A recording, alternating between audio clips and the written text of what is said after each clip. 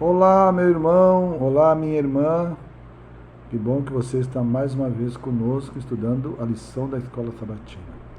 Estamos começando nesse trimestre a sétima lição desse trimestre. E a lição tem como título Aos Mais Pequeninos Irmãos. O verso para memorizar está lá em Mateus 25:34.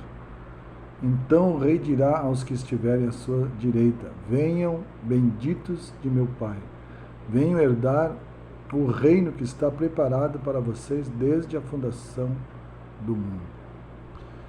Talvez, a lição está nos dizendo que talvez esses que Jesus chama de viúvas, órfãos e estrangeiros, talvez sejam esses meus pequeninos irmãos que Jesus coloca aqui no capítulo 25 de Mateus. Essas categorias sempre foram categorias menos favorecidas na sociedade, tanto naquele contexto daquela época como no contexto de hoje. A igreja de Deus, tem como missão cuidar das viúvas, dos pobres e dos estrangeiros. Deus nos deu claras ordens para que a igreja não deixasse essas pessoas a passar as dificuldades sem fazer absolutamente nada. E aí aqui na lição diz assim: podemos identificar essas pessoas hoje? Os estrangeiros nos tempos bíblicos eram indivíduos que tinham que deixar sua terra natal. Hoje nós temos os campos de refugiados, pessoas que tiveram que deixar a sua natal por causa das guerras. A lição também nos desafia que as crianças órfãs talvez são aquelas que perderam os seus pais devido à guerra. E as viúvas são aquelas que perderam seus cônjuges por causa do mesmo motivo. Mas a lição diz o seguinte: como veremos nessa semana, por sermos gestores dos negócios de Deus, ajudar os pobres não é apenas uma opção. Devemos seguir o exemplo de Jesus e obedecer às suas ordens. Durante essa semana nós vamos estudar um tema muito importante, que é o nosso cuidado com aqueles que são menos favorecidos na nossa sociedade. Que Deus os abençoe, que você reserve um tempo durante a semana, cada dia, para estudar a lição da Escola Sabatina. Que Deus nos dê sabedoria e entendimento da sua palavra. Fiquem com Deus e uma boa semana de estudo.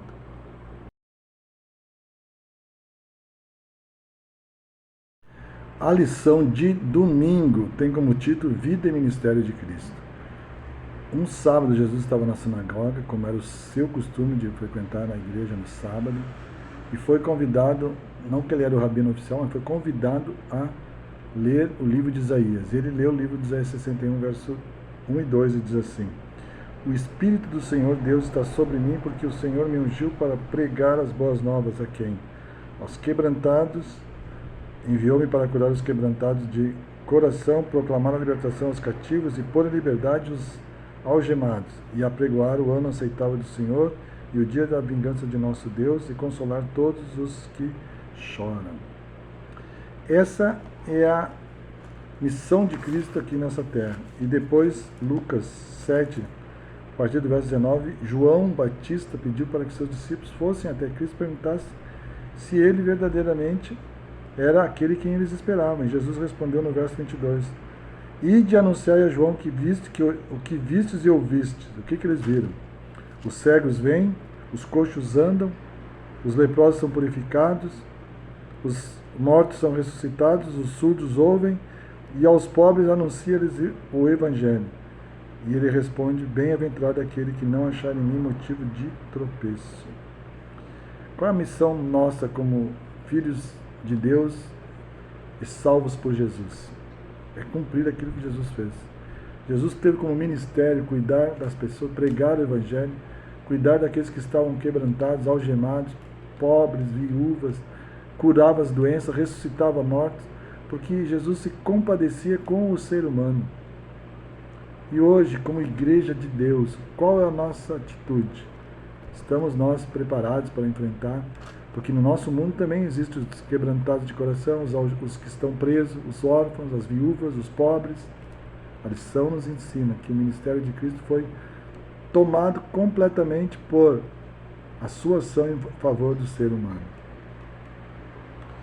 No entanto, o amor de Jesus pelos pobres foi uma das maiores evidências de sua identidade como o Messias, conforme visto na resposta de Jesus à pergunta de João Batista sobre o que ele prometera. Jesus nunca veio prometer que ele veio para lutar contra os romanos, ele veio para salvar o ser humano. E a missão de Cristo foi cumprida na pessoa do próprio Jesus. Que nós, como seguidores de Jesus, possamos ser Jesus para todas as pessoas, cuidar dos pobres, das viúvas e dos desamparados. Que nós possamos fazer dessa forma a gente estaremos sendo Jesus para todas as pessoas.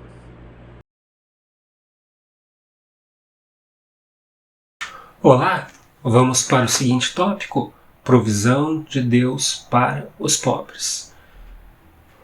Se você parar para analisar, existem muitos programas de erradicação da pobreza, da miséria, mas as escrituras são claras e talvez muito diretas e pode magoar alguns, no sentido de que a pobreza faz parte do contexto humano. Em que sentido? Acompanhem comigo. Deuteronômio, capítulo 15, verso 11, diz assim: pois nunca deixará de haver pobres na terra. Por isso eu te ordeno, livremente abrirás a mão para o teu irmão, para o necessitado, para o pobre, na tua terra. Se sempre irão existir pobres, qual é a nossa missão no sentido mais amplo do cristianismo? Ajudar, abrir a mão. O necessitado, aquele que de alguma forma não tem recursos. A Escritura é clara no verso que acabamos de acompanhar. Se Deus te dá condições de não fazer parte do contexto da miséria, é que Ele deseja que você seja uma bênção para as outras pessoas. Que você seja um ajudador dentro do contexto que te cerca. Já que a pobreza não vai ser eliminada, mediante a própria palavra de Deus, compete a nós minimizarmos o efeito da pobreza. Próximo tema, o jovem rico. É claro que é indispensável nos inserirmos dentro desse contexto. Um jovem rico, sem dificuldades financeiras, o qual não conhecia a pobreza, se aproxima de Jesus. E mediante suas palavras fica muito claro de que ele se considera um cumpridor de todas as diretrizes da lei de Deus. E Jesus tenta indicar para ele que falta alguma coisa ainda, que falta alguma coisa para herdar o reino de Deus. Então Jesus faz o convite: larga toda a tua riqueza, vende, dá aos pobres e vem comigo. Agora acompanha comigo Marcos 10, 22. Qual foi a reação dele? Vamos lá. Ele, porém, contrariado com esta palavra, retirou-se triste, porque era dono de muitas propriedades. Será que ele realmente era rico? Financeiramente, em termos sociais, com certeza. Mas essa riqueza acabou o quê? Servindo como uma muralha de separação entre ele e a conexão com Cristo. Não podemos nos esquecer de que ele visualizou o se desfazer de suas propriedades como um obstáculo para dar continuidade à sua carreira de fé. Pelas suas palavras, realmente ele era uma pessoa reta, coerente, no sentido de cumprir com seus deveres. Mas agora é lançado o grande desafio. larga o que tu tem, vende o que tu tem e me segue. A partir daí, as coisas mudaram. Observe que o verso coloca que ele ficou triste. Que possamos em nossas vidas seguir a Cristo e não ficarmos tristes de ter que sacrificar algumas coisas. Que isso esteja contido em nossas mentes e nos nossos corações.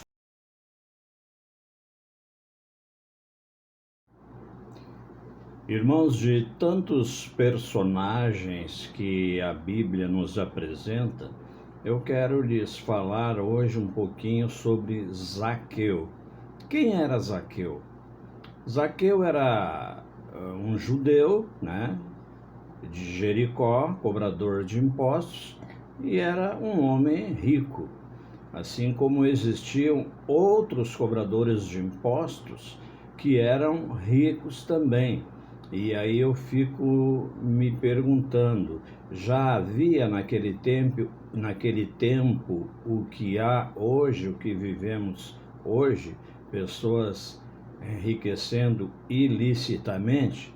Mas deixemos para lá, isso é uma outra história. Então, mas Zaqueu tinha vontade de conhecer Jesus porque ouvira falar dos milagres de Jesus, né? Então, ele tinha esse desejo e terminou ele conhecendo Jesus.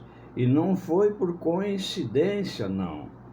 Aconteceu que Jesus, em sua última viagem a Jerusalém, ele teve que passar por Jericó, que era a cidade de Zaqueu, né? Passava pela Galileia, Jericó e depois Jerusalém, não é isso? Então, ali, quando ele vê Jesus, ele manifesta então o desejo de tocar em Jesus. Só que, devido à sua estatura, ele não tinha condições e correu logo para uma árvore ali que havia no local, um sicômio, né? O nome da árvore, se eu não me engano. Então ele subiu e de lá ele via Jesus. Quando Jesus chega, o que acontece? As primeiras palavras que ele diz: Zaqueu, desce daí. É interessante que tu desças daí, que hoje eu quero passar contigo, quero conhecer a tua casa. Olha que beleza, né, meu irmão? E aí então, a partir daí, como ele já era... porque ele era taxado de pecador, né, na cidade, em função dos altos impostos que ele cobrava. Aliás, mais do que era devido. Por isso fiz aquele comentário anteriormente. Não é isso que acontece hoje, talvez o que acontecia já naquela época. Agora, quando eu vou lá no livro de Lucas, no capítulo 19, versículos de 1 a 10, eu vejo que tem ali algumas semelhanças entre Zaqueu e o homem rico, né? E o que eu posso notar é que Zaqueu, por exemplo, ele preferiu, depois de ter tido esse contato com Jesus, ele preferiu, não é isso?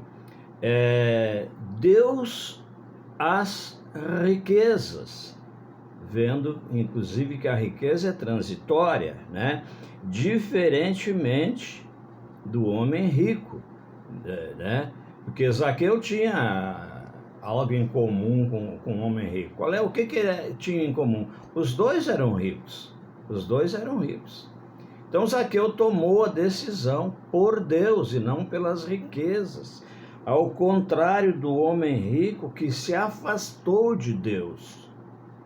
Então veja que esse homem rico, ele, ao contrário de Zaqueu, preferiu as riquezas, né? Quando Deus chegou a comentar quão difícil é para os que confiam na riqueza ganhar o reino dos céus. É por isso, meu irmão, que a gente tem que trabalhar e andar também nesse sentido, sempre preferindo as coisas de Deus às riquezas que são transitórias.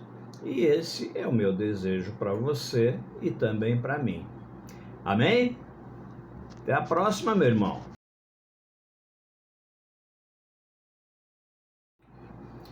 Irmãos, como eu falei a você anteriormente, que a Bíblia nos apresenta vários personagens e patriarcas, né? Entra agora na história Jó. Quem era Jó? No capítulo 1 e no versículo 8, quando Satanás vem perante Deus tentando desmerecer a pessoa de Jó, o próprio Deus credencia a Jó dizendo que ele era um homem íntegro e reto e que se desviava do mal. É pouco isso, irmão? Íntegro, reto e se desvia do mal. Que beleza, né? Quisera eu ter um caráter assim, né? E além disso, Jó era uma pessoa que mesmo depois de ter passado pelaquela catástrofe, aliás, várias catástrofes, né? Familiar, mesmo depois disso tudo, ele continuava, por exemplo, a socorrer todo o necessitado, toda viúva, todos quantos precisassem de algum apoio, Jó sempre dava a mão, né? Então, Jó era um homem de caráter descrito pelo próprio Deus, não é isso? E com todas essas qualidades, né? E Satanás sempre vinha, né, tentando desmerecer a pessoa de Jó dentro dessas qualidades. Então você conhece a história, né? Ele chegou a dizer para Deus que você diz que ele é bom porque ele diz que você é bom, né? Porque você fez isso e isso para ele e tal, tira a riqueza dele, vê se ele vai continuar bom, não sei o que e tal. Então mesmo, como eu falei no início, mesmo com aquelas catástrofes todas, né, Jó continuou o mesmo, socorrendo pobres e viúvas e todos os necessitados, né? E como eu disse, o próprio Deus o caracterizou como íntegro e reto e que se desviava do mal. Vamos fazer o fechamento do nosso estudo? O estudo aborda atitudes previsíveis, atitudes imprevisíveis, atitudes coerentes e incoerentes, atitudes que tiveram conexão positiva com Deus e outras que não tiveram. Em suma, é mencionado a questão da reatividade no que tange a pobreza e a nossa reação diante deste cenário. As Escrituras mencionam a nossa obrigação como filhos de Deus a colaborar com outros filhos de Deus que não estão favoravelmente bem alicerçadas na questão do sustento, da manutenção, ou seja, estão inseridos em um meio de pobreza. A lição também deixa clara que o céu, ele se mobiliza, ele olha, ele se manifesta de maneira muito especial com todo aquele que dignifica o nome de Deus através de sua atitude positiva em ajudar o necessitado, o fragilizado socialmente. Imagina só que maravilha. O céu te observa com olhares especiais, te acompanha, fica mais presente na tua vida, interage de forma mais intensa com os seus filhos. Que interessante isso, não é mesmo? Vale ou não vale a pena pensar com muito carinho na questão da ajuda ao próximo? Avalie isso e tire suas próprias conclusões, sempre considerando o que diz as Escrituras. Nos encontramos na próxima semana. Até lá. Tchau, tchau. Ajuda-nos, ó Pai, a sermos portadores de boas notícias de salvação para aqueles que ainda não te conhecem. Usa-nos poderosamente, em nome de Jesus. Amém.